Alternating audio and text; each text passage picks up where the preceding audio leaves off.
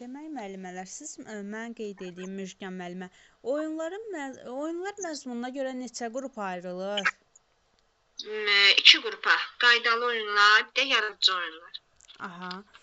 Qaydalı oyunun yaradıcı oyundan fərqi nədədir müəllimə?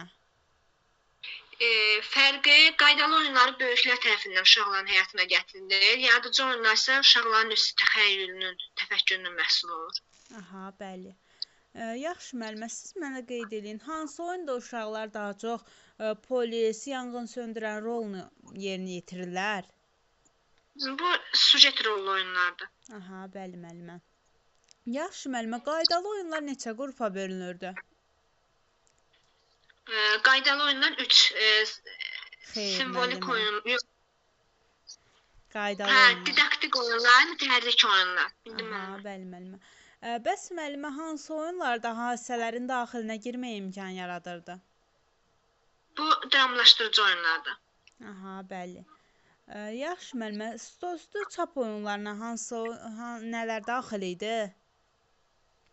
Həm stolüstü çap oyunlara legolar, sonra puzzlelar, bir də şəkilli figurlu kartlar, bəli, lotolar. Aha.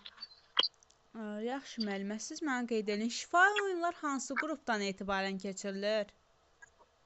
Böyük qrupdan etibarən. Aha, nəyə görə böyük qrup müəllimə?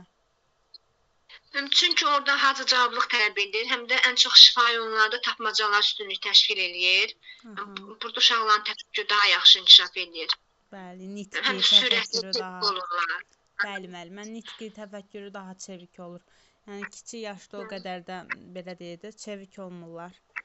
Aha.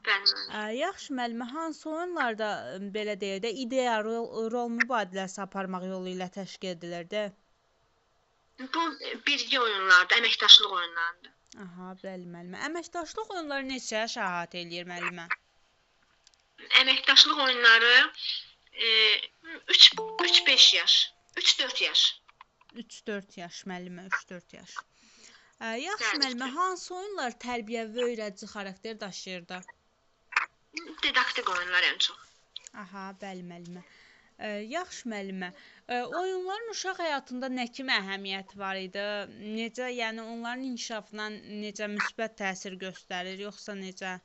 Nə deyə bilərsiniz? Bəli müəllimə, müsbət təsir göstərir. Həm əqli inkişaf edir, bir növ əqli tərbiyə inkişaf edir uşaqlarda. Ətraf mühitə olan maraqlar inkişaf edir. Sonra nitq inkişaf edir. Birgə oyunda birgəlik, bir yerdə oyun, əməkdaşlıq inkişaf edir uşaqlarda. Aha, bəli müəllimə. Bəs hansı oyunlar xalq folkloruna əsaslanırdı? Nəsildən nəslə keçirdi. Mütəhərrik oyunlar. Xeyr müəllimə, deyirəm ki. Yəni qaydalı. Aha, qaydalı oyunlar, bəli. Qaydalı. Mütəhərrik yox müəllimə, qaydalı oyun deyək. Qaydalı oyun. Aha. Bildim mən. Yaxşı müəllimə, bəs mütəhərrik oyun dedikdə nə başa düşürsüz?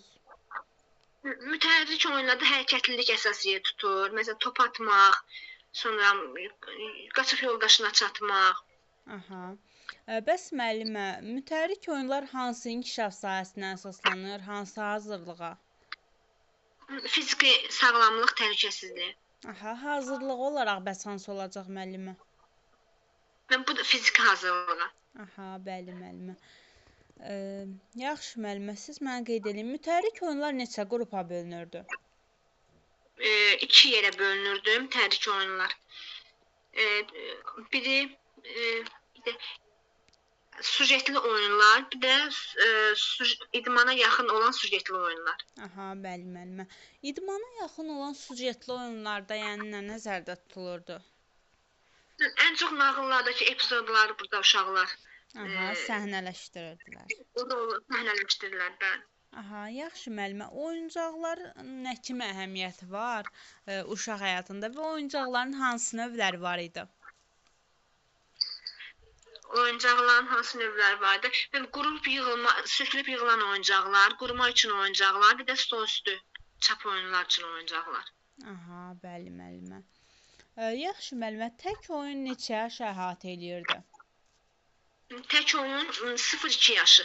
Aha. Bəs təlimin səmərəli təşkili üçün tərbiyəçi müəllim nələri bilməlidir, nələri bacarmalıdır? Müəllimə hər fəaliyyətdə uşaqla birgə iştirak etməlidir. Sonra qrup otağının materialının estetikliyi təmin etməlidir. Təlim təcrübələrdə uşaqlara kömək etməlidir. Valideynlərlə əməkdaşlıq etməlidir.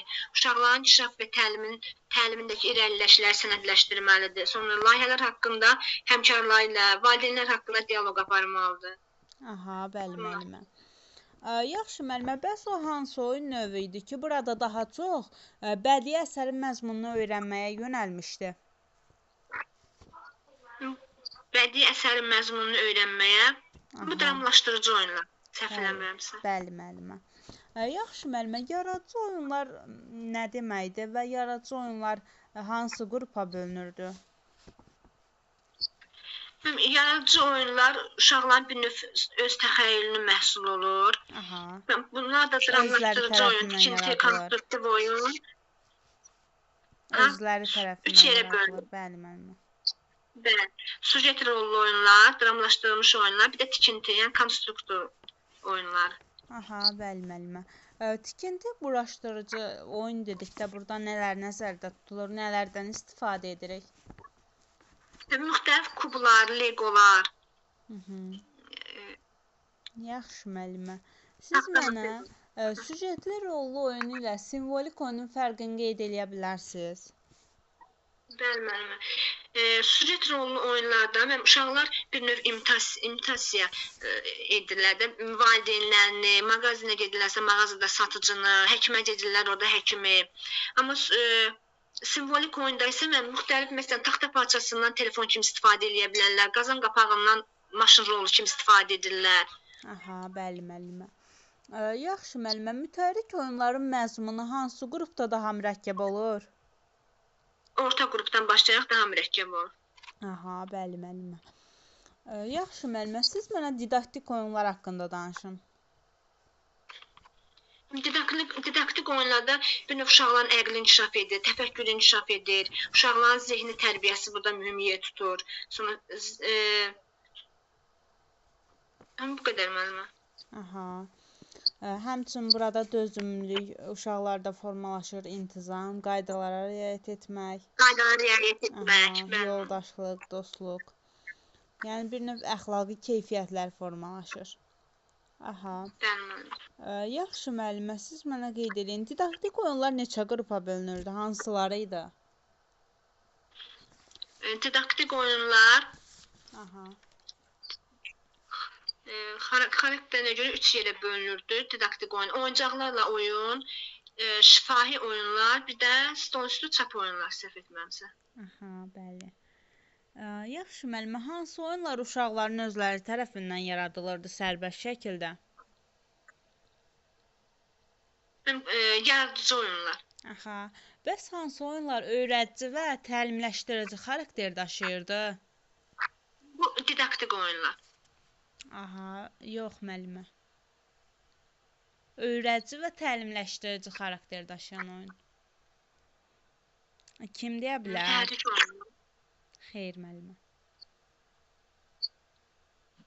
Simvolik oyunlar. Yox müəllimə. Dramlaşdırılmış oyunlar. Dramlaşdırılmış. Aha. Yaxşı Müjgan müəllimə, siz mənə qeyd eləyin. İnkişaf etdirici təlim mühiti neçə qrupa bölünürdü? 2. Xarici inkişaf etdirici mühit, bir də daxili inkişaf etdirici mühit. Aha. Fəaliyyət mərkəzləri dedikdə nə başa düşürsünüz müəllimə? Fəaliyyət mərkəzləri dedikdə güşələr.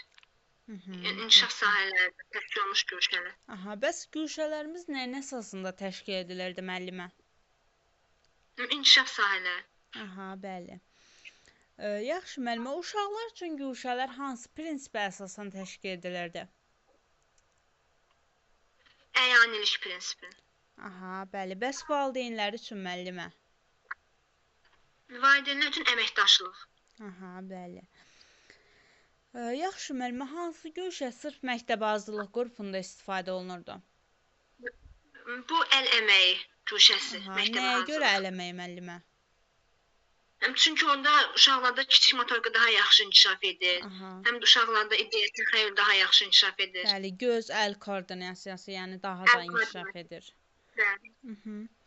Yaxşı müəllimələr, fəaliyyət mərkəzləri necə təşkil edilir Müjgan müəllimə? Yəni burada nələr nəzərə Fəaliyyət alınır? mərkəzləri uşaqların əlçatan vəziyyətdə olmalıdır. Uşaqların əməkdaşlıq kiçik qrupla böyük qrup fəaliyyət mərkəzləri təşkil edilməlidir ki, kiçik qrup, böyük qrup bir yerdə oynaya bilsinlər, əməkdaşlıq edə bilsinlər. Uşaqların əlçatan vəziyyətdə olmalıdır. Sonra estetikliyi nəzərə alınmalıdır. Bəli müəllimə, uşaqların əlçatan Uşaqları cəlb etməlidir. Aha, bəli müəllimə. Həmçinin belə deyək də, fəaliyyət mərkəzlərimiz bir-birindən ayrı şəkildə təşkil edilir. Burada uşaqlar, belə deyək də, fəaliyyət mərkəzləri əsasən uşaqların maraq və ehtiyaclarına uyğun olaraq təşkil edilir və burada qoyulan materiallar uşaqlar üçün əlçatan vəziyyətdə qoyulmalıdır. Uşaqlar sərbəst, yaradıcı, müstəqil şəkildə davranmalıdır həmən əşyalarla. Həmçinin uşaqlar kiçik qruplarda birləşərək əməkdaşlıq etmə bacarıqları formalaşmış olur müəllimələr. Aha. Yaxşı müəllimə, paralel oyun dedikdə nə başa düşürsünüz? Paralel oyunda uşaqlar bir yerdə oynayırlar, amma başqa fəaliyyət göstərirlər, bir-birindən yəni mane olmadan. Hərəsi bir oyuncaqla məsələn oynayırlar. Aha, bəli müəllimə. Bəs hansı oyun növü idi? Hansı oyun növü bir növ hiss üzvləri vasitəsilə formalaşır? Hansı oyun növü idi? Mən bir də təkrar edin, zəhmət olmasa. Deyirəm ki, hansı oyun növündə qeyd olunurdu ki, hiss üzvləri bir növ lamisə üzvləri vasitəsilə belə deyək Sensomotor formalaşır? oyunlar. Aha, sensomotor oyunlar nə idi müəllimə? Su qum oyunları, sonra papier-maşe oyunları, gildən hazırlanan gil oyunları. Bəli müəllimə. Bəs müəllimə, sensomotor oyunlar hansı güşəyə əsaslanır sizcə? Sensomotor oyunlar hansı güşəyə əsaslanır? Aha. Qum su güşəsinə. Bəli müəllimə. Yaxşı müəllimə, siz mənə nə qeyd eləyin? Bəs müəllimə, sensomotor oyunlar hansı inkişaf sahəsində formalaşırdı? Sensomotor oyunlar hansı inkişaf sahəsində? Fiziki sağlamlıq təhlükəsizlikdə. Aha, bəli müəllimə. Yaxşı müəllimə, sərbəst oyun ilə təklikdə oyunun fərqi nədədir? Təklikdə oyun uşaq tək başına fəaliyyət göstərir. Ancaq sərbəst oyunda uşaq yenə də tək başına fəaliyyət göstərir. Sadəcə lazım olduqda böyüklərdən kömək istəyir, dəstək istəyə bilir. Aha, bəli müəllimə. Bəs müəllimə, hansı oyun dramatik və konstruktiv oyun təşkil edir? Simvolik oyun. Aha, bəli müəllimə. Süjetli rollu oyunlar hansı inkişaf sahəmizə əsaslanır müəllimə? Estetik yaradıcı. Aha, bəli müəllimə. Daha sonra siz mənə qeyd eləyin. Təlim prosesi neçə yerə bölünürdü müəllimə? Təlim prosesi neçə yerə bölünürdü? Aha. Yadımda, ipucu versəz, yadıma düşmür. Rejimə əsasən təşkil edilən var idi. Rejimə əsasən təşkil edilən təlim fəaliyyəti var idi müəllimə. Daha sonra valideynlərin belə deyək, birgə əməkdaşlığı. Bizim müəllimə, uşaqlar müstəqil fəaliyyəti, sonra uşaqlarda həyata keçirilən təlim fəaliyyəti, ailələrlə əməkdaşlıq, rejimə əsasən həyata keçirilən təlim fəaliyyəti. Aha, bəli müəllimə. Yaxşı müəllimə, siz mənə nə qeyd eləyin? Bəs belə deyək də, məktəbə qədər təhsil müəssisəsində uşaqların marağını cəlb etmək üçün hansı fəaliyyətləri təşkil edirdi tərbiyəçi müəllim? Yəni orada nələrdən istifadə edirdi? Hekayə danışmaq, nağıl danışmaq, sonra müxtəlif əyləncələr təşkil olunurdu.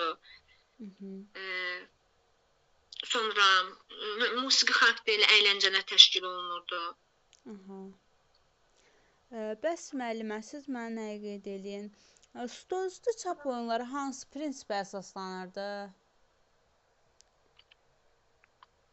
Stolüstü çap oyunları idrak.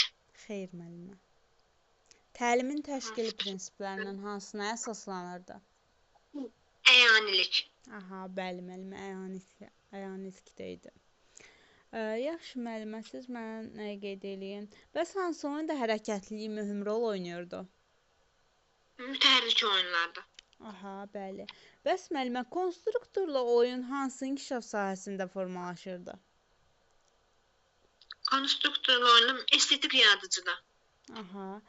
Bəs müəllimə, didaktik oyun hansı oyun növünə aid idi? Didaktik oyun növü qaydalı oyunlara. Aha, bəs dramlaşdırılmış mı? Müəllimə bizi də qoşun da, nə olar ki? Yaxşı müəllimə, əlinizi qaldırın, sual cavab olmaq istəyirsinizsə. Aha. Əlimi qaldırmışam, yəqin düz eləməmişəm. Yaxşı müəllimə, indi birazdan sual cavab eləyəcəm sizdə. Aha, demək Müjgan müəllimə, siz mənə qeyd eləyin nəyi? Dramlaşdırılmış oyun hansı oyun növünə daxil oldu müəllimə? Dramlaşdırılmış oyunlar yaradıcı oyun növünə. Aha, bəli. Bəs stolüstü çap oyunları? Həm stolüstü çap oyunları da yaradıcı oyuna. Yox müəllimə. Didaktik oyunlara. Didaktik oyunlara.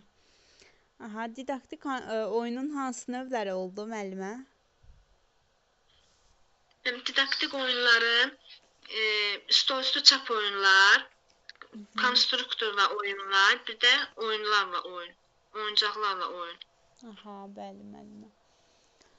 Yaxşı Müjgan müəllimə, çox sağ olun. Sağ olun. Aha. Başqa əgər kim sual cavab olmaq istəsə əlini qaldırsın. Aha. İndi Məhəmmədəli Bağırov yazılan müəllimə. Salam müəllim, axşamınız xeyir. Axşamınız xeyir müəllimə. Siz mənə qeyd edin, oyunun uşaq həyatında nə kimi əhəmiyyəti var? Oyunun uşaq həyatında demək olar ki, uşağı hər tərəfli inkişaf elətdirir də müəllimə. Həm əqli, həm fiziki, həm sosial, həm əməkdaşlıq, hər sahə üzrə uşağı inkişaf elətdirir. Aha, bəli müəllimə.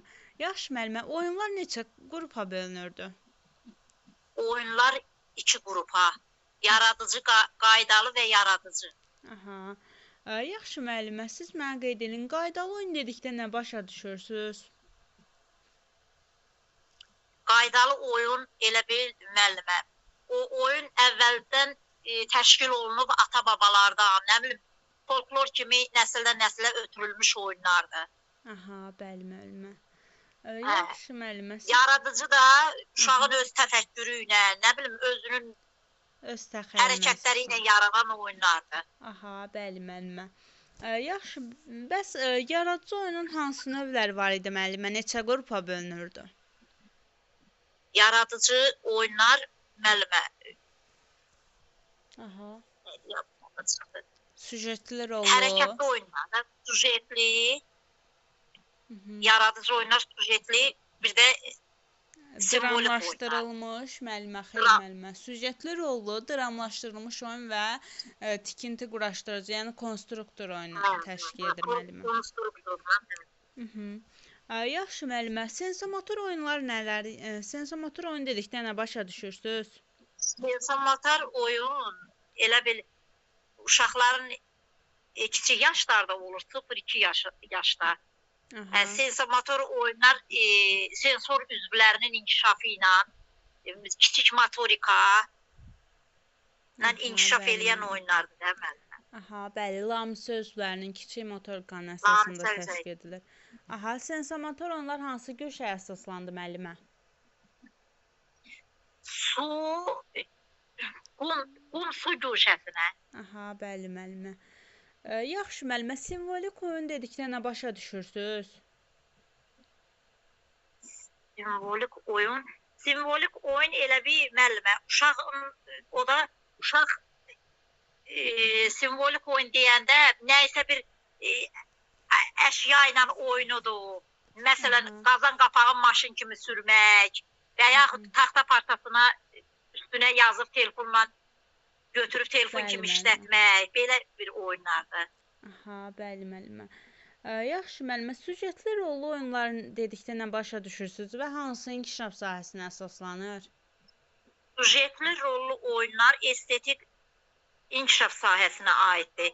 Elə bir orada kimisə təqid eləyir də, məsələn, yamsılayır, kimisə roluna girir, atanımı, ananımı, həkimimi, belə. Aha, bəli müəllimə. Yaxşı müəllimə, təklikdə oyun hansı səriştəmizə əsaslanır? Təklikdə oyun Aha. Sərbəst oyundur da o müəllimə. Aha. Təklikdə oyun Hansı uşaq işdə əsaslanmış olar sizcə? sərişdə. Mhm. Fəaliyyət deyil müəllim. O Aha, müstəqil öyrənmə müəllimə. müstəqil öyrənmə fəaliyyəti. Mhm. Yaxşı müəllimə, siz mənə nə qeyd edin? Təlimin səmərəli təşkili üçün tərbiyəçi müəllim nələri bacarmalıdır müəllimə? Tərbiyəçi müəllim uşaqlara motivasiya verməlidir. Onları cəlb eləməlidir. Təşkilatı işləri bacarmalıdır Mhm. və bir çox şeyləri bilməlidir də müəllim. Hər tərəfli bilməlidir. Bəs müəllimə, hadisələrin daxilinə girməyə imkan verən oyun növü hansıdır? Hadisələrin daxilinə girməyə Aha, sujetli rollu oyun deyil müəllim. xeyr müəllimə. Yəqin orada nəyisə biraz Kim qeyd eləyə bilər? hadisələrin daxilinə girməyə Dramlaşdırıcı oyunlar. dramlaşdırılmış oyundur. Aha, bəli müəllimə, dramlaşdırıcı oyunlardır. Yaxşı müəllimə, siz Müəllim bilirdim. aha. Siz mənə qeyd eləyin nəyi? Stol üstü çap oyunları dedikdə bura nələr nəzərdə tutulur? Bura stol üstü çap oyunlar puzzle oyunlarıdır. Sonra quraşdırmadır. Aha. Lotolar, kartlı şəkillər bir növ. Lotolardır. Aha, Hə. bəli müəllimə. Bəs müəllimə, siz mənə nəyi qeyd eləyin? Şifahi oyun hansı qrupdan etibarən keçirilir? Şifahi oyun 3-4 yaşdan yuxarı da müəllim. 3-4 yaşdan. Aha, böyük qrup müəllimə, 4-5 yaşdan Böyük etibarən. qruplara. Hə, böyük qruplara. Aha, bəs müəllimə, hansı oyunda ideya və rol mübadiləsi aparmaq yolu ilə təşkil edilirdi? İdeya rol. Aha, Sujetli rollu oynardı müəllim. xeyr müəllimə. Əməkdaşlıq oyunları müəllimə. Aha, digər müəllimələr kimlər sual-cavab olmaq istəyirsə əlinizi qaldırın. Aha, yaxşı müəllim, hansı oyun hərəkətli oyunu təşkil edirdi? Hərəkətli oyun. Ay Allah, yadımdan nətər çıxdı adı. Mhm. Müəllim, vallahi onların hamısını bilirəm. Nəysə biraz yadımdan çıxartdı. Mütəhərrik oyun müəllimə. Hə, mütəhərrik oyun. Aha, bəs müəllimə, mütəhərrik oyunlar hansı inkişaf sahəmizə əsaslanır? Fiziki inkişaf sahəsinə. Necə müəllimə? Fiziki inkişaf sahəmizə aid deyil müəllim. Aha, bəli müəllimə. Yaxşı müəllimə, uşaq təxəyyülünə əsaslanan oyunlarımız hansılardır? Hansı oldu? Yaradıcı oyunlardır, yaradıcı oyunlardır. Uşaq təxəyyülü ilə o əmələ gəlir, nə bilim, uşaq özündən Aha, onu bəli, kəşf müəllim. eləyir. Bəs müəllimə, əyanilik prinsipinə əsaslanan oyun hansıdır? Yəni didaktik oyunlardır da müəllim, əyanilik. Yox müəllimə, stol üstü çap oyunları. Aha. Stol bəs- üstü çap oyunları da didaktika aid deyil ki, müəllimə. Aha. Bəli. Yəni ən geniş belə deyək də, stol üstü çap oyunları əyanilik prinsipinə əsaslanır müəllimə. Aha. Bəs müəllimə, hansında xəyali obrazların yaradılması bir növ təsvir edilmişdi? Hansı oyun növündə? Simvolik oyun deyil, xəyali müəllimə. Xəyalən. Bəli müəllimə, simvolik oyun. Bəs hansında bir növ belə deyək də, öyrədici oyun hansı oyundur müəllimə? Öyrədici. Elə oyunların demək olar ki, hamısı öyrədicidir müəllimə. Aha, əsasən hansıdır müəllimə? Öyrədici, belə deyək də, zehni tələb edən, zehin, belə deyək, idrak. Didaktik oyunlardır müəllim. Aha, bəli müəllimə. Bəs müəllimə, didaktik oyunlar hansı inkişaf sahəsinə əsaslanır? Hansı inkişaf sahəsinə? Estetikdir, idrakdır. İdrakdır müəllimə, idrak. İdrak. Amma əsasən idrak. idrak götürürük müəllimə, əsas götürsə. Amma belə də, yəni bütün inkişaf sahələrində özünü əks etdirmiş olur da. Aha. Çox sağ olun müəllimə. Müəllim. Çox sağ olun müəllimə. Allah razı olsun sizdən. Xahiş müəllimə. Başqa kim sual cavab olmaq istəyir? Kim sual cavab olmaq istəyirsə müəllimələr səs açardınız da.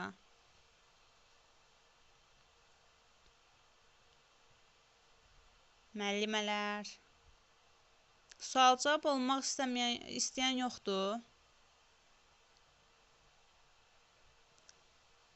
Necə eləyək?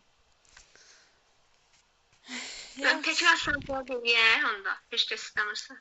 Aha, olar müəllimə. Yaxşı, Müjgan müəllimə, siz mənə qeyd eləyin nəyi? Vakodan biz hansı, belə deyək, prinsipdə istifadə edirdik? Vakodan vizual, audio, kinestetik, yazıb oxuyaraq öyrənmək. Aha, bir də kinestetik müəllimə. Bir də kinestetik, bəli, bu hansı prinsipimizə əsaslanırdı vakodan istifadə? Vakodan istifadə, əyanilik prinsipinə. Xeyr müəllimə, diferensiallıq və fərqləşdirmə. Diferensiallıq, hə, diferensial. Çünki burada digər prinsiplərdən bəs hansı olacaq müəllimə? Uşaq yönümlülük. Aha, bəli müəllim. Yəni biz vakodan istifadə edərək əsasən uşaqların maraq və ehtiyaclarına uyğun olaraq bir növ belə deyək də keçirik mövzunu. Yəni elə uşaq var ki, daha çox dinləyərək başa düşür. Elə uşaq var görərək əyani şəkildə daha yaxşı mövzunu dərk edir. Yəni biz hər bir uşağın maraq və ehtiyacını nəzərə almalıyıq. Yaxşı müəllimə, siz mənə nəyi qeyd eləyin? Bəs müəllimə, hansı prinsipdə rəqabətə yer verilmirdi? Hansı prinsipdə rəqabətə yer verilmirdi? Aha. Uşaq yönümlülükdə. Yox müəllimə, əməkdaşlıq. Əməkdaşlıq. Aha. Bəs müəllimə, təlim uçbucağına kimlər daxil idi və bu hansı prinsipdə öz əksini tapmışdı? Bu da əməkdaşlıq prinsipində valideyn, tərbiyəçi müəllim, bir də uşaq. Uşaq və valideyn. Tərbiyəçi müəllim, uşaq, valideyn. Aha. Yaxşı müəllimə, siz mənə nəyi qeyd edin? Hər iki prinsipdə eynilik təşkil edənlər hansılardır? Şəxsiyyət yönümlülük, nəticə yönümlülük, didaktik prinsiplərdə də eynidir. Prinsiplərin təşkilində də eynidir. Aha. Tərbiyəçi müəllim yeni mövzunu keçən zaman əvvəlcə şəkillərdən istifadə edir. Hansı prinsipə riayət edir? Bu uşaq yönümlülük. Xeyr müəllimə, deyirəm ki, tərbiyəçi əyanilik. Aha, bəli müəllimə. Daha sonra siz mənə nəyə qeyd edin? Deyirəm ki, uşaqlara zəhmət olmasa növbə ilə oynayın. Bu zaman hansı prinsipə riayət edirəm? Hansı prinsip və səriştə? Şəxsi sosial məsuliyyət səriştələrdə. Əməkdaşlıq müəllimə, əməkdaşlıq. Çünki birlikdə oynayırlar, axı deyirəm ki, zəhmət olmasa növbə ilə oynayın. Həmçində ünsiyyət olur burada. Çünki zəhmət olmasa burada nitq etiketindən istifadə edir axı. Bildim müəllim. Aha. Yaxşı müəllimə, siz mənə qeyd edin, kooperativlik nə deməkdir? Kooperativlik əməkdaşlıq. Aha, bəs kreativlik müəllimə? Kreativlik yaradıcılıq. Aha. Hansı səriştədə uşaqlar davranış mədəniyyəti haqqında məlumatlıdır? Davranış şəxsi sosial məsuliyyətdə. Aha. Daha sonra siz mənə qeyd edin, dərs prosesinin sonunda nəticə əldə etmək hansı prinsipdə öz əksini tapmışdı? Nəticə yönümlülük prinsipində. Aha, bəli müəllimə. Uşaq öz fikrini müstəqil şəkildə ifadə edirsə, onda hansı səriştə formalaşıb? Müstəqil öyrənmə. Xeyr müəllimə. Öz fikrini ifadə edir. Fikir müəllimə, fikir. Aha. Bəs hansı səriştədə pul və qənaət barədə məlumatlıdır? Bu maliyyə savadlılığında. Aha. Bəs kollektiv fəaliyyətdə iştirak edə bilir? Hansı səriştə əsasında? Əməkdaşlıq, fəaliyyət əməkdaşlıq. Aha. Bəs İKT-dən hansı səriştədə istifadə edirik?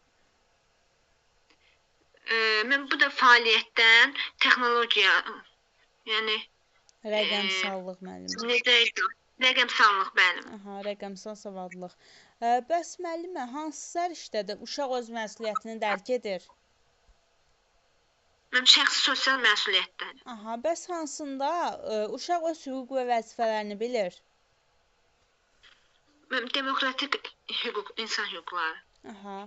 Yaxşı müəllimə, qanunvericiliyimizin əsas məqsədi nədir? 3 əsas məqsədimiz var idi. Uşaqların məktəbəqədər təhsil sahəsində hüquqlarının təmin olunması, yəni təmin etmək, məktəbəqədər təhsil prosesi iştirakçılarının hüquq və vəzifələrini müəyyən etmək, bir də məktəbəqədər təhsil sistemində müasir tələblərə uyğun hüquqi təminatlar yaratmaq. Aha. Yaxşı müəllimə, inklüziv təhsil dedikdə nə başa düşürsüz? İnklüziv təhsil dedikdə ən çox sim uşaqlar üçün təşkil olunur, yəni xüsusi qayğıya ehtiyacı olan uşaqlar, əqli, fiziki qüsurlu uşaqlar üçün. Aha, bəli müəllimə. Bəs müəllimə, belə deyək, defektolog kim idi? Defektolog əqli qüsurlu, əqli fiziki qüsurlu uşaqların korreksiya edən şəxs. Aha. Yaxşı müəllimə, kurikuluma nələr daxil idi? Kurikuluma bir də müəllimə qoyub fikrimi cəmləyim. Təlimin təşkil prinsipləri, sonra inkişaf sahələri, məzmun standartları.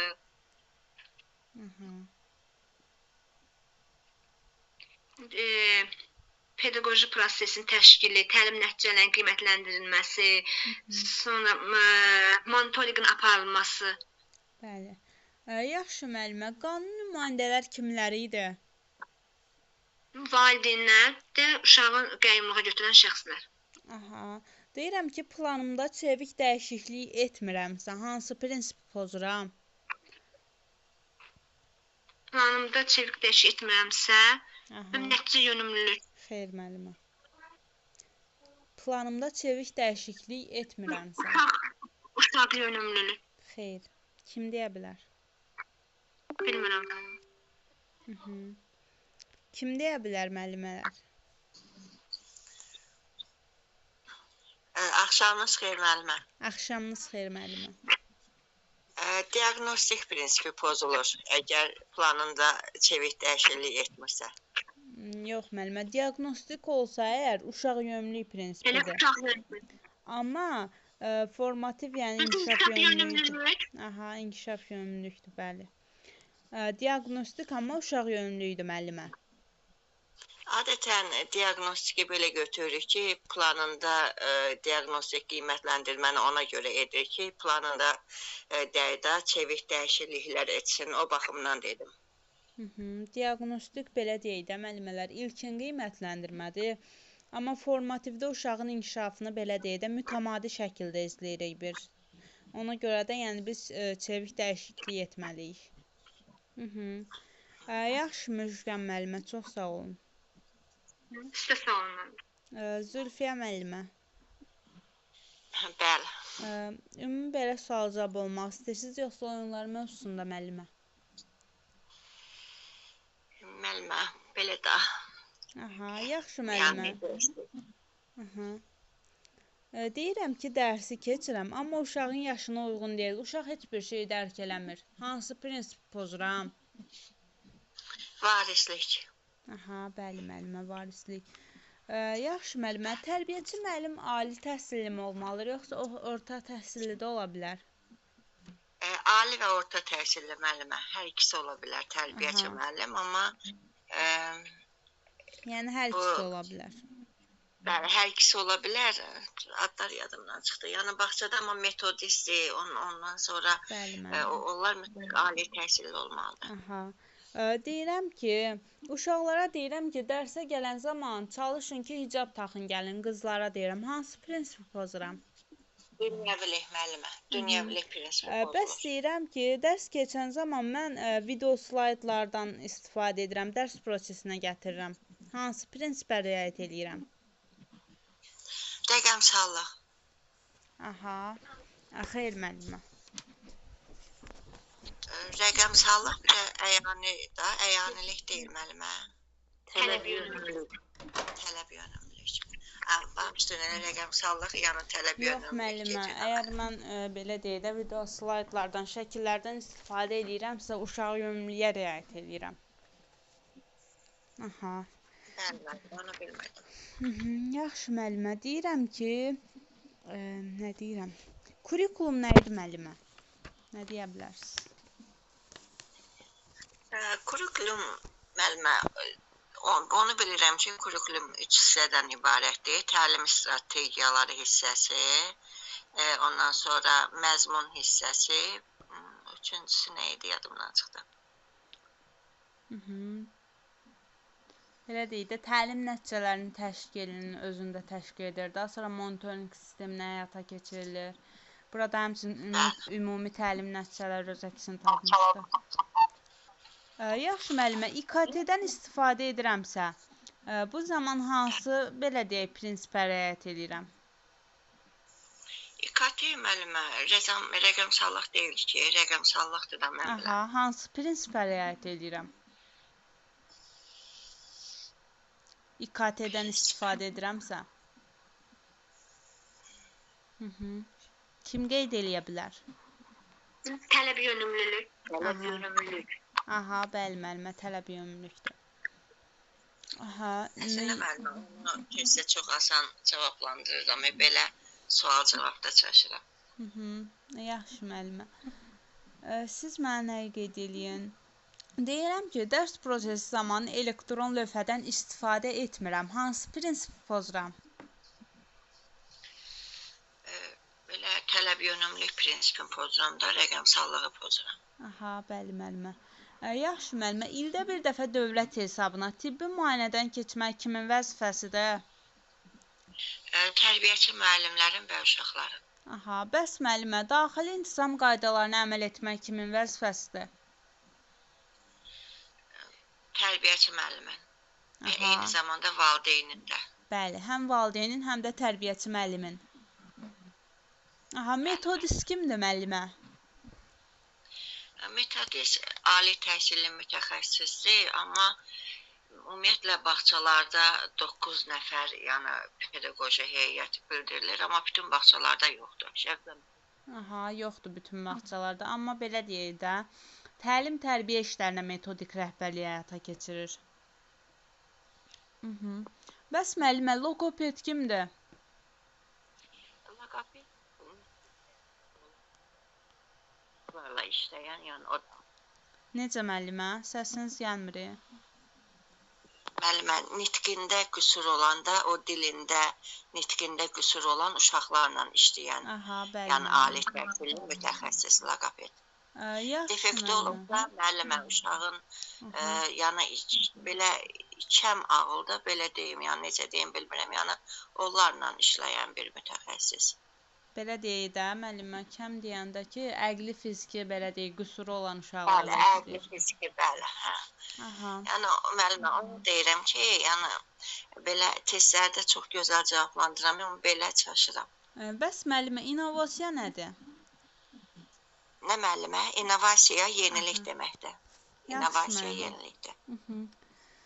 Siz mənə nə qeyd eləyin? Növbətçilik bacarıqları nümayiş etdirirsə əgər uşaq, bu zaman həmən uşaqda hansı inkişaf sahəsi formalaşıb?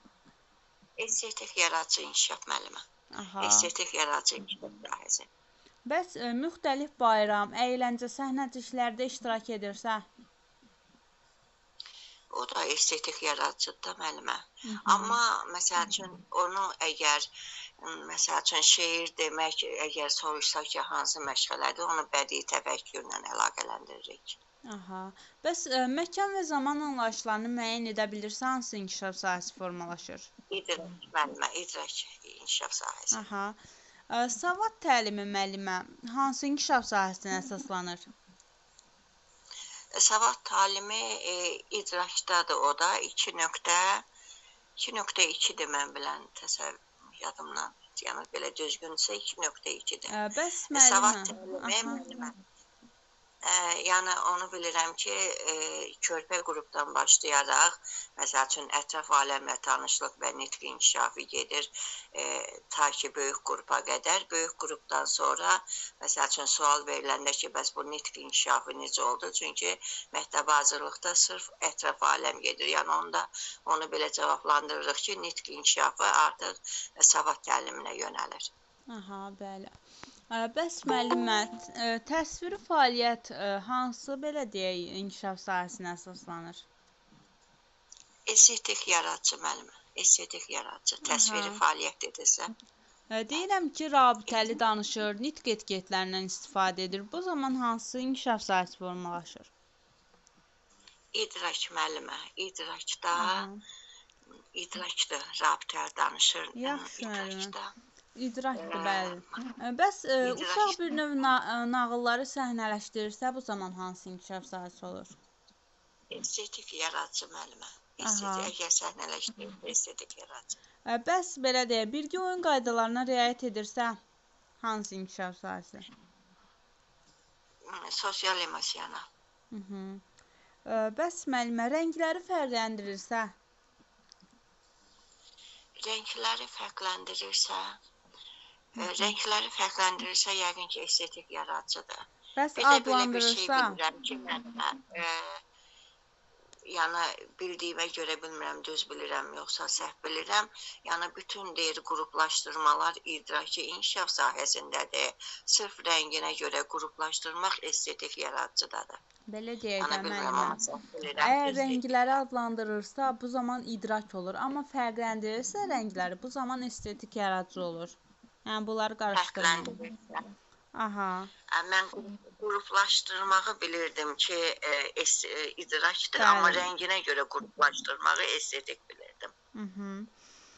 Yaxşı müəllimə, siz mənə qeyd eləyin nəyi? Gigiyena qaydalarına əməl edirsə uşaq, onda hansı inkişaf sahəsi formalaşıb? Fiziki inkişaf müəllimə, fiziki inkişaf sağlamlıq və təhlükəsizlik. Aha. Bəs uşaq bir və çox anlayışlarını dərk eləyirsə? İdrak. Yox, fiziki inkişaf o da. Yoxsa bir və çox. İdrakda müəllimə, İdrak, idrakda. bəli müəllimə. Bəs müəllimə özünə xidmət əməli nümayiş etdirirsə? O estetik yaradıcıdadır müəllimə. Yox müəllimə, özünə xidmət əməyi deyirəm. Bəli, bağışlayın, fiziki inkişafdadır, çalışdım müəllimə. Bəs müəllimə, belə deyək də, sadə ünsiyyət qaydalarına əməl edirsə?